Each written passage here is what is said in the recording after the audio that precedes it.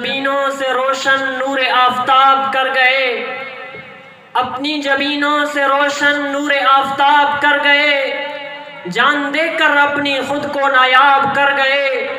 اب جو کھلتے ہیں پھول انہی کے دم سے ہیں، جو اپنے خون سے اس چمن کو سیراب کر گئے۔ خود کھا کے زخم اپنے سینوں پہ عفی، وہ اس وطن کی مٹی کو گلاب کر گئے۔ ماشاءاللہ، جزاک اللہ۔ یہ تھے عمیر احمد بن شکیل احمد چنہ، جو آپ حضرات کے سامنے اپنی تقریر پیش فرما رہے تھے۔ اب میں گزارش کروں گا اس مقابلے کے اگلے شہسوار افتخار حسین بن نظام الدین پتافی کو کہ وہ ڈائز پر تشریف لائیں اور اپنے خیالات کا اظہار فرمائیں۔ افتخار حسین بن نظام الدین پتافی۔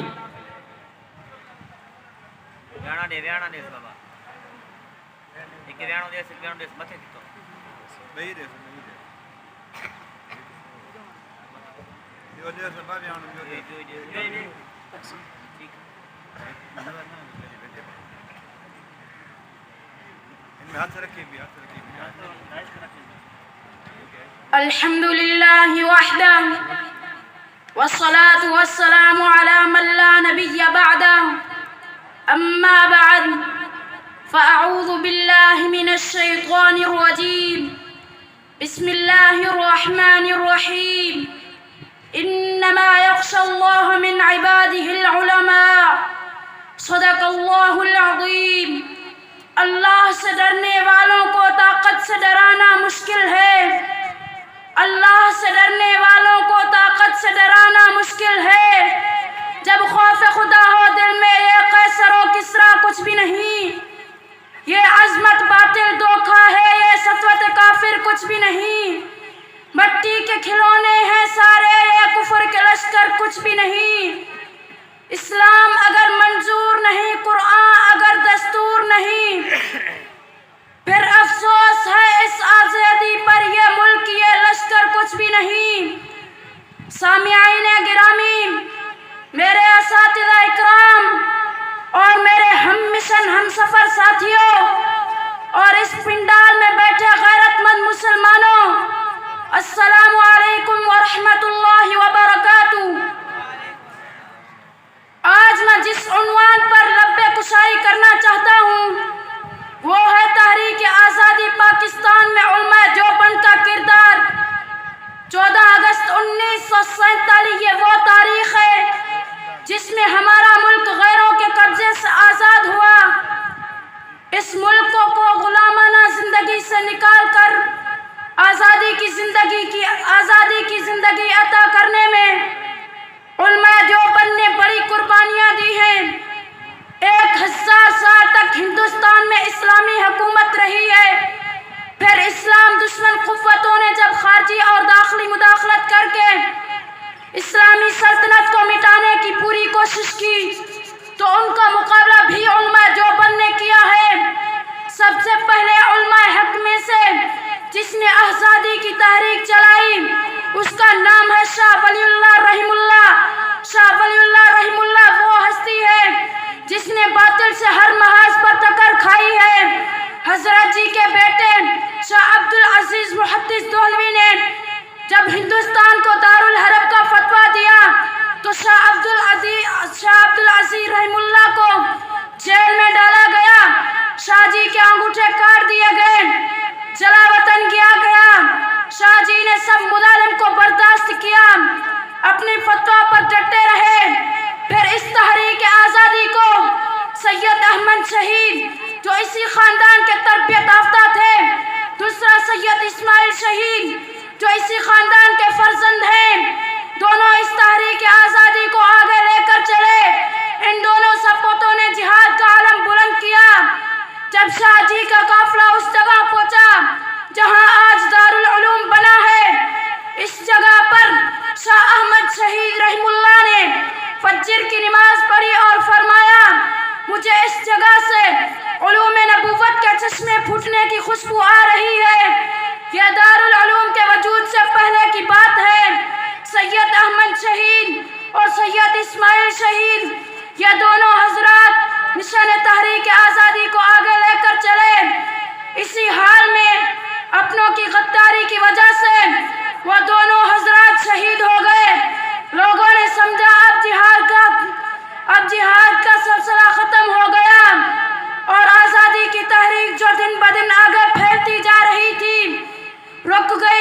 لیکن حق کی تحریک میں اونچ نیچ آتی ہے، کبھی دبا نہیں کرتی۔ یہ تحریک چلتی رہی۔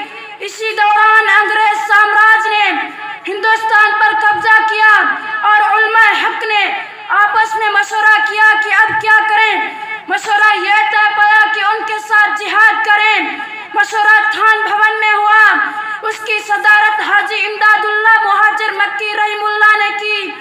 اس اجلاس اور اس شرکا میں مولانا رشید احمد گنگوئی، مولانا محمد قاسم نانوتوی، حافظ حامد شہید وغیرہ ہیں۔ کسی نے کہا کہ انگریز کے خلاف جہاد نہیں کرنا، وہ بہت طاقتور ہیں۔ مولانا محمد قاسم نانوتوی نے فرمایا، بھائی آپ آج کی طاقت کو دیکھتے ہیں، نبی کی غزوہ بدر کی طاقت کو نہیں دیکھتے، جہاں 1000 مسلح کافر تھے، دوسری طرف حضور کے 313 صحابی حاج خالی تھے۔ کیا ہمارے پاس کم طاقت ہے؟ ہم کسی بھی درجہ میں مقابلہ تو کر سکتے ہیں۔ پھر شاملی کے میدان میں جہاد شروع ہوا، جس میں علماء حق کو ظاہری اعتبار سے شکست ہوئی، کئی علماء شہید ہو گئے۔ حاجی امداد اللہ مہاجر مکی رحم اللہ پر گرفتاری کی وارنٹ جاری ہو گئی۔ حاجی صاحب مکہ مکرمہ کی طرف منتقل ہو گئے۔ مولانا رشید احمد گنگوئی 6 ماہ کے لیے جیل میں بند ہو گئے اور مولانا محمد قاسم نانوتوی 3 دن کے لیے روپوش ہو گئے۔ پھر مولانا محمد قاسم نانوتوی نے فرمایا، میں 1 دن بھی روپوش نہ ہوتا، میں اتباع سنت کرتے ہوئے 3 دن روپوش رہا۔ پھر مولانا محمد قاسم نانوتوی میدان میں نکلے اور اس وقت کے علماء جو تحریک کا حصہ تھے، انہوں نے اور مولانا محمد قاسم نانوتوی نے مشورہ کیا کہ اب کیا کریں۔ مشورہ یہ طے پایا کہ طاقت کو بڑھایا جائے، ادارے کا بنیاد رکھا جائے جس سے علماء اور مجاہد پیدا کیے جائیں۔ دارالعلوم کا بنیاد رکھا گیا۔ دارالعلوم کا بنیاد رکھنے والے 5 علماء تھے، مولانا محمد قاسم نانوتوی، مولانا رشید احمد گنگوئی، مولانا سید رفیع الدین، مولانا سید احمد سہانپوری اور مولانا محمد عابد حسین صاحب تھے۔ دارالعلوم کا بنیاد 1867 عیسوی میں رکھا گیا۔ اسی سے جو شاگرد پیدا ہوئے ان میں ایک شیخ الہند مولانا محمود الحسن ہیں۔ وہ شیخ الہند جس کو مالٹا جیل میں بند کیا گیا، طرح طرح کے ظلم کیے گئے، وہ شیخ الہند جس میں تحریک آزادی کا وہ جذبہ تھا جس کے لیے انگریز سر جیمس نے کہا اس کو بوٹی بوٹی کر دو، اس کی ہر بوٹی بوٹی سے انگریز کی عداوت ٹپکے گی۔ اس لیے شاعر نے خوب کہا، وہی ہے مومن جس کو دیکھ کر باطل پکار اٹھے، وہی ہے مومن جس کو دیکھ کر باطل پکار اٹھے، کہ اس مرد خدا پر چل نہیں سکتا بس میرا۔ شیخ الہند کے شاگردوں میں سے سرفہرست شاگرد مولانا عبید اللہ سندھی، مولانا انور شاہ کشمیری، مولانا حسین احمد مدنی رحم اللہ اور مفتی کفایت اللہ وغیرہ ہیں۔ یہ وہ شاگرد ہیں جنہوں نے انگریز کی اینٹ سے اینٹ بجا دی۔ مولانا عبید اللہ سندھی کو جلا وطن کیا گیا۔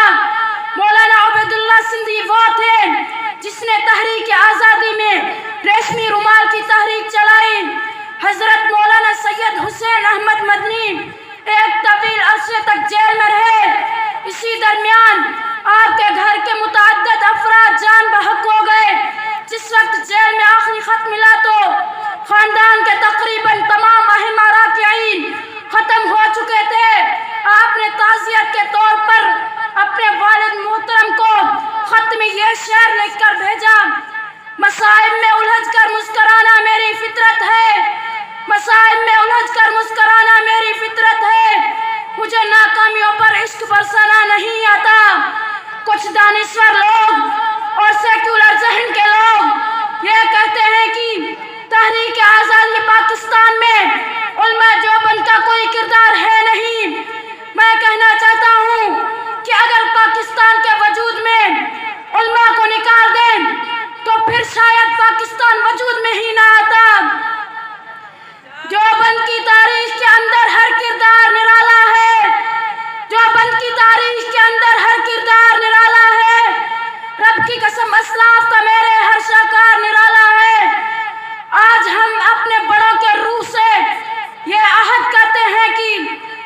इंशाअल्लाह हम हर महाज पर बातिल का मुकाबला करते रहेंगे। वमा अलैना इल्लल बलागुल मुबीन।